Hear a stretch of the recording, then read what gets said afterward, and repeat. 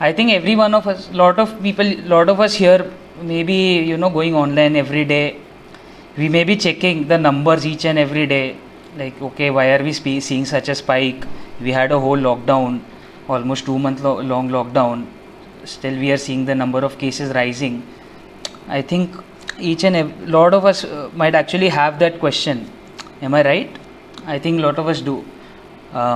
Okay, so the number we actually, so let me clear one thing. The lockdown, its purpose was never to stop the infection. There's no way you can stop the infection from spreading. There's no way to stop the virus.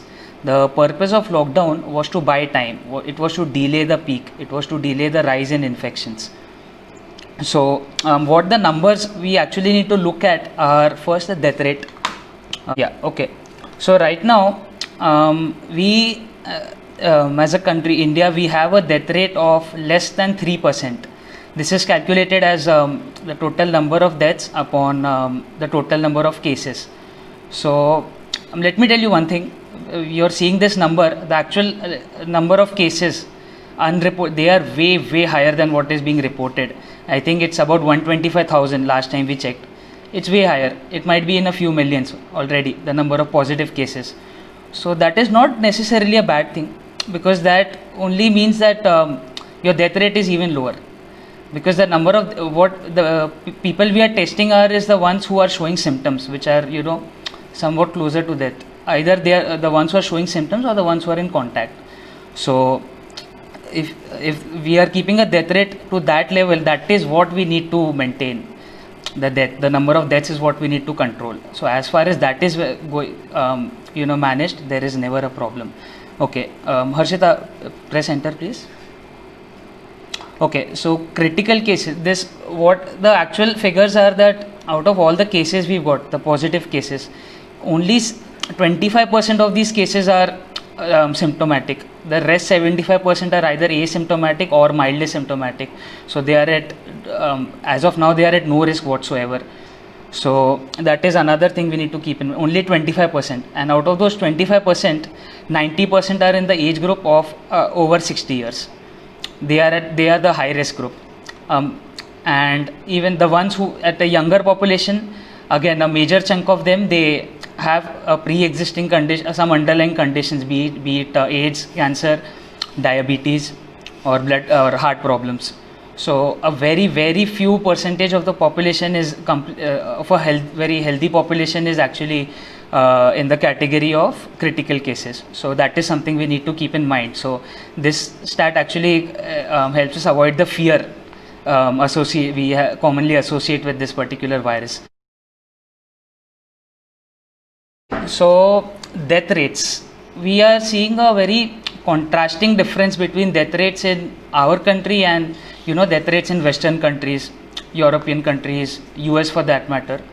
That is, there are several reasons behind that. In India, 90% of our population is below 60 years of age, and like I mentioned previously, that 90% of that the population which is actually, the death rate is affecting 90% of the population which is above 60. So that is one of the reason why the death rate in India is low. And okay, and then in Europe, why another reason we see such high number of deaths is they have a culture of old age homes. So now if one person gets infected, the deaths happen in clusters. In India, that culture is pretty less compared to other European countries. So that is one thing which comes into play.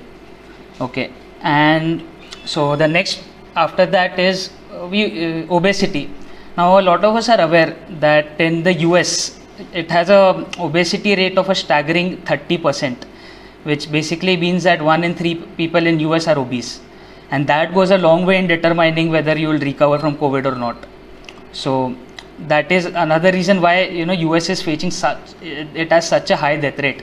I mean, no other country has such high death rate as US does. So it's partly because of their administrative faults, and partly because of their own health.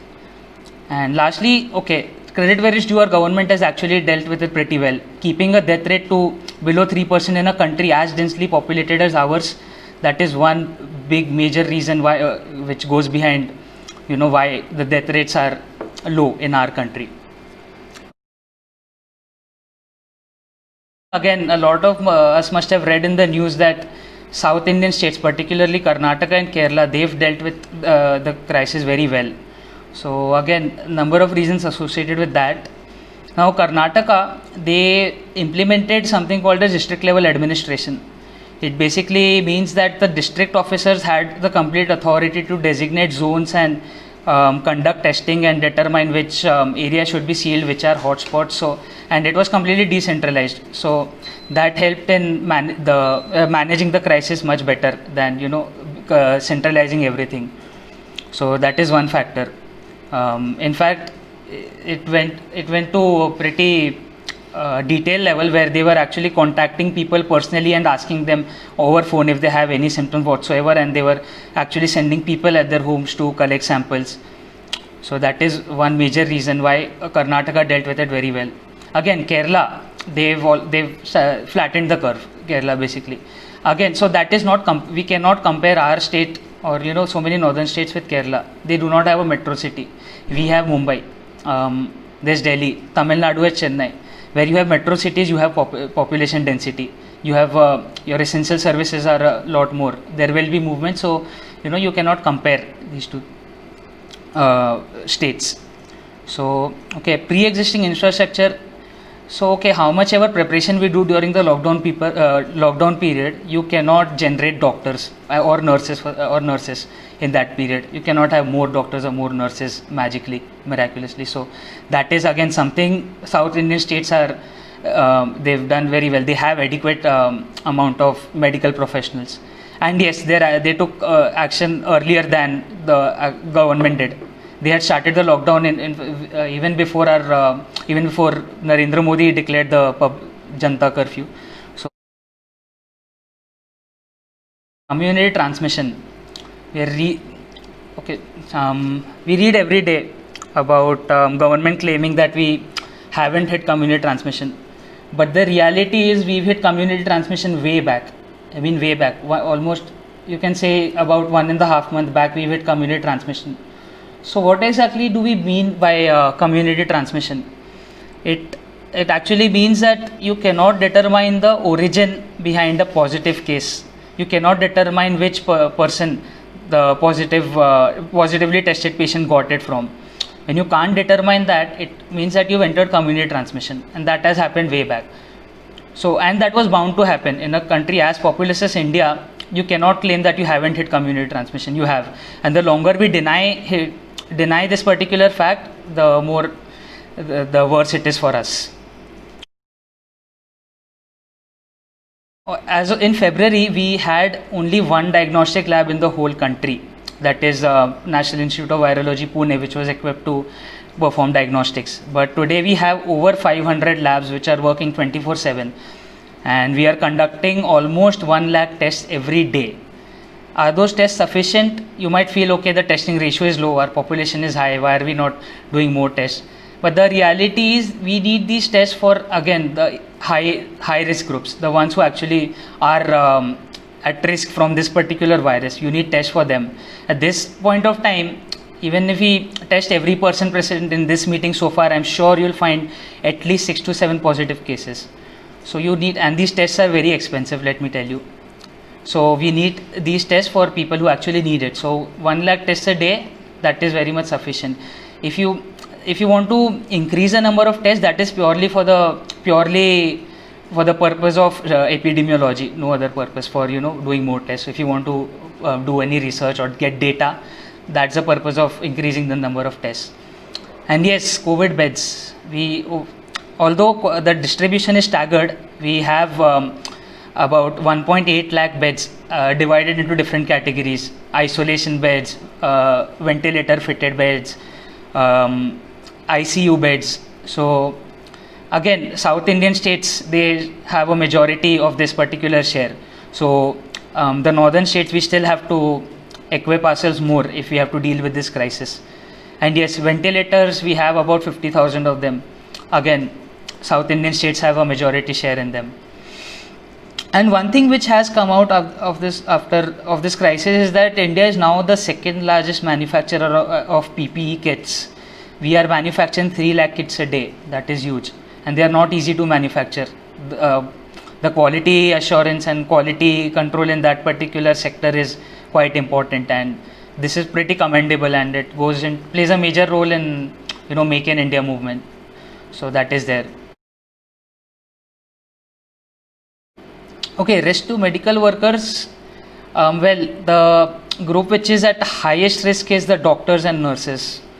They are at very high risk of contracting this virus because they are actually interacting with, they are actually in a room full of patients and who are continuously emanating the air which contains the virus. So even with the PPE, the droplets will accumulate on the PPE. So it's and which is why you will see so many doctors testing positive. But as testing staff, as laboratory staff, we are at very minimal risk, like really minimal risk, because mainly we are not interacting with the patients. And this actually gives me a chance to talk about the structure of this virus, as a lot of people wanted to know. I'll simultaneously also explain why we are not at risk, because as you see, you can see a lipid bilayer on this structure, which is the outer layer of this virus, which actually makes the corona, what you call, of the virus. And what we in testing we do is, the first step of our testing is we add something called as a lysis buffer. What this contains is a detergent, which is sodium rhodesyl sulfate. And as you know, when you wash clothes, what are these stains made of? They are also made of lipids. So the principle is same. You add detergent, you get rid of the lipid. And once you get rid of the lipid bilayer, the virus cannot attach itself to the host cell. It is basically your naked RNA molecule, in conjunction with salts. So that is innocuous. They cannot harm you in any way. And that is the first step of our testing. So we are out of risk. We are out of the woods in the first step itself. And plus we are wearing complete PPE, and the cabinet, biosafety cabinet, what you call, it also gives us complete protection. It has a glass shield and we also wear face shields. So we are having 2 layers of protection. So it all comes down to us following the safety protocols. Apart from that, testing staff is very much at minimal risk. So the doctors need to be appreciated more for being there in the field and risking themselves every day. Another question which comes up is, can we get infected twice? Well, so far there are no reports which say you can get infected twice with it, because people who recover from the infection are allowed to go out. They are not asked to quarantine. And now some of us may have read reports about how in South Korea there were cases of re-emergence of the relapse of the disease, where patients tested negative first and then they tested positive after. So there are several reasons for that. One is intermittent viral shedding, which is basically that the amount of virus you actually shed in your nasal cavity, it varies over the course of the disease. So at one point you may shed a very negligible amount of virus, and at another point the swab you collect might actually contain some inactive virus particles which do have the RNA. So they basically show a positive result. So that was what was determined from why as the reason why South Koreans were showing this relapse, and also some cases in China were also showing this particular trend. So that is what the reason was ascertained. But now that does not necessarily mean that we'll never get reinfected with it, because you don't know how long our immunity lasts against this, because you don't know the rate at which this virus mutates. It's an RNA virus. RNA viruses mutate. Example of this is influenza virus, where you do have vaccine for influenza virus, but it lasts only for 1 to 2 years, not more. That's the reason behind that is influenza virus undergoes something called as antigenic drift, where its outer layer, it keeps undergoing a change over time. So we are yet to find out whether this particular strain of coronavirus, that is COVID-19, does it undergo a similar trend, and which is why again lot of us wanted to know when will the vaccine come out. Okay, let's just assume for a second that tomorrow you read in the news that the vaccine is out. It is out for commercial purpose. It can be we can start to administer it. So for India, we look at first prioritizing giving it to the susceptible population, that 20-25% of the population which is actually we'll give them priority, right? So looking at our population of 1.5 billion, because last census was done way back, so it is around 1.5 billion. Even if you have to vaccinate 20% of that, it will take a few years, right? Not a few weeks, as we are expecting that if the vaccine comes we can get rid of this. No, so that is there. So you need to look at that. So a vaccine coming into the market will not miraculously get life back to normal. So when the government says that we might have to live with the virus, we might have to live with the virus. And again, longevity of the vaccine, like I said, you don't know how constant is the structure of this virus. If it mutates, the vaccine will no longer be effective, just like influenza. So that is yet to be discovered, and that can only be known over time. There's no other way to know it. So viability of this virus on surfaces, it's usually, so theoretically it can last for a few days on solid surfaces, and in fact even in air, we say it's droplet borne, so it's not present in the air. In theory it can stay for about 30 minutes, but now there are several factors behind that. It's about the viral load. The initial load which was present on when you touch and an infected person touches the surface, after a few hours that same load won't be present. It will go down significantly, especially in tropical countries where temperatures are high. Viruses in general are susceptible to higher temperatures. So that load at one point, even if we say 3 to 7 days as mentioned in the image, that load might be innocuous. Even if you touch that surface, even if after touching that surface that virus does enter your body somehow, it may enter in undetectable quantities, and you may just pass it off without actually contracting the disease as such. Similarly in air, like I mentioned, that it theoretically stays for 30 minutes, but again that load keeps on going down over time, so it is airborne.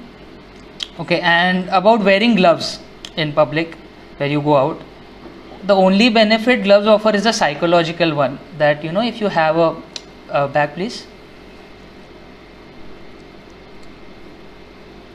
Yeah, only a psychological one, where you know that if you have a foreign object on your hand, you will probably not touch your face. So again, this comes with a variety of other factors, that people feel that if they're wearing gloves they can just go around touching objects or infecting various surfaces, and they somehow forget that they do need to sanitize those gloves as well, or disinfect those gloves as well, and you need to remove those gloves properly, and they need to be discarded properly. So you're better off not wearing gloves and actually keeping in mind that you don't touch your face. So that is a way better solution than actually wearing gloves. This is a debate which has been there out in the media, economy versus lives. So let me tell you one thing, social distancing, what we've been hearing a lot, this is for the privileged, this is not for the underprivileged. We live in 2 BHK flats, we live in 3 BHK flats. We have Netflix, we have work from home, we have our parents earning money. We can talk about how social distance, but you think about people who live in groups of 4 and they live in a 1 BHK room. Do you really think they can stay there for weeks together without going out? That's not possible, right? So that is one thing. Secondly, if there's no economy, people don't go out, people don't earn, even the non-essential services. If you're not earning money, how will you live? If there's no economy, who will pay them any salary? Who will give them a job? Especially the migrant laborers. They are heavily dependent on doing manual labor. If that is not there, they will not want to live. Or worse, the suicide rates, you'll see a plummet in the suicide rates if there's no economy. So it is very important. So every public gathering, if it's contributing to the economy in any way, it should be promoted.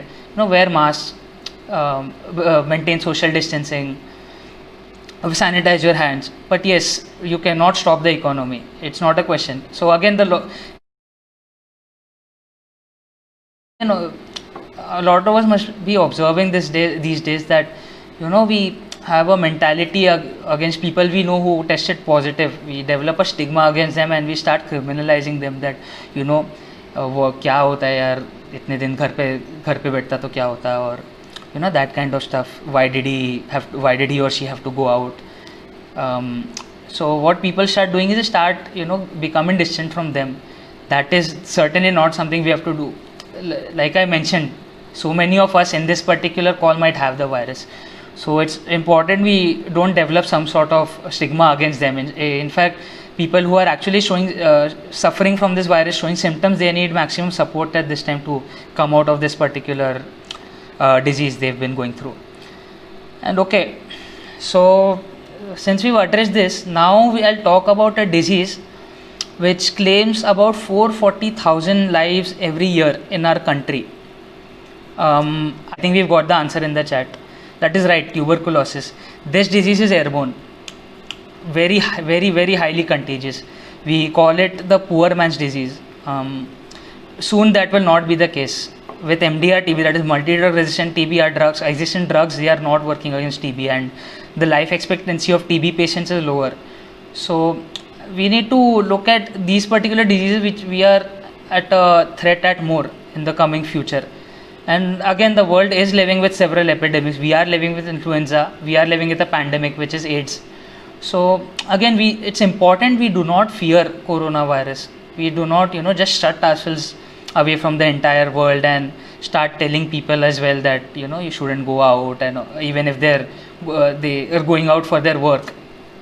So that is very important. What we do is the testing staff, we receive patient samples which may contain the virus. So this is an RNA virus, as we know. We extract the virus. Again, like I said, we use something called as a lysis buffer, which degrades the outer layer of the virus. Then we use an enzyme called proteinase K, which degrades the capsid of the virus. So you have the naked RNA along with a few salts present. So we use some specific charge-based silica columns which is specific to attracting the nucleic acid, that is the RNA of the virus, and then we can collect it in a buffer. So now that we have the RNA, the diagnostic process, the detection process, which is called PCR, polymerase chain reaction, it works with DNA, that is a double-stranded molecule, deoxyribonucleic acid. So the first step we do is we use an enzyme called reverse transcriptase, which is obtained from a retrovirus, that is your HIV virus. So once you convert this particular RNA to DNA, which is RNA single-stranded, you convert this to DNA, which is double-stranded. Okay, so once you have the DNA, you denature the DNA, which means you again break it apart into two separate strands. You separate the double-stranded DNA into two separate strands, and then you add something which is called as a primer, which is the gene, which is a part of that gene you're trying to detect, your viral sequence you're trying to detect. For in this case, you're trying to detect a gene which is specific to SARS coronavirus 2, COVID-19. So typically we are doing the envelope gene, ENV gene. So you try to add this particular sequence of a few bases, and if your DNA, the DNA which you are the template DNA you're using, if it has that particular sequence, this primer you see, it will bind to the first part of the sequence, and the process of elongation will start. Where you see, if you can see on the right of the screen, there are nucleotides. They will start adding. If the primer is bound, they will start adding to that particular sequence of the gene. And again, so now that double-stranded DNA has been formed, as you can see in that elongation step. So it will again enter the first step of the cycle where you denature it. Again, since the gene is present, the primer will bind to it, and so on and so forth. You will end up amplifying that DNA sequence which you want to detect for. And using fluorescence, we can actually test that at what levels is the DNA present. So we'll see a peak. If that particular gene is present, it will show a peak. So what we screen for is we screen for two genes which are specific to COVID-19. We screen for one gene which is prevalent to humans. So you know that the sample was collected properly, because you need to that is called as a control. So you know that the human sample is present.